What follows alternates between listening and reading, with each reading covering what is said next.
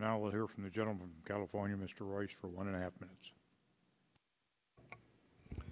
Thank you, Mr. Chairman. I think I've warned 16 times in this committee about the danger of government involvement in the market with respect to GSEs. The goal of government should be to be a regulator. What we did was we replaced political pull with market forces.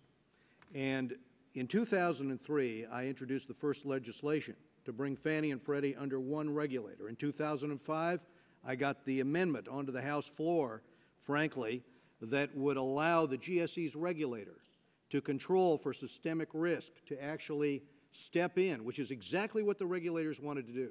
But political pull and the lobby by Fannie and Freddie prevented this from happening.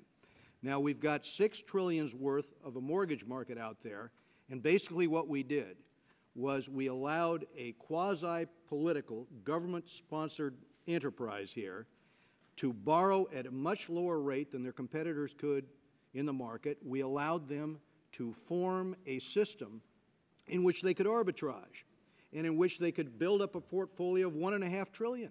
And then forces in Congress forced a majority of that loan portfolio to be in subprime and Alt-A loans. And when we called attention to this repeatedly, we were told there is no risk, or we're going to roll the dice on this risk. Well, the consequences have been not only to drive up a balloon in the housing market, but with the collapse, to lose billions of dollars for stockholders, and but more importantly, to lose that money for those who are involved in the housing market, and the side effect that this has had on housing prices in the U.S. So the observation I would make first is I'd get a hold, any member that's interested in this debate, I'd get a hold of Thomas Sowell, the economist's new book, The Housing Boom and Bust, and see the role that Congress played in terms of helping create this crisis. And second, I'd think long and hard in the future about creating political manipulation into the market. We should be the regulators. We shouldn't be tying the hands of the regulator. In '89, we had from Freddie Mac, the chairman of that organization, come up here and say it would risk safety and soundness to allow these kinds of portfolios to develop.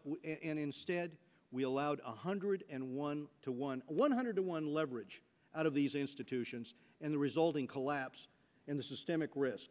And we ignored the very institutions and regulators that tried to warn us, and we tied the hands of those regulators. That's the debate we should be having today, and we should learn a lesson from it. Thank you, Mr. Chairman. Thank you, Mr. Royce. We'll now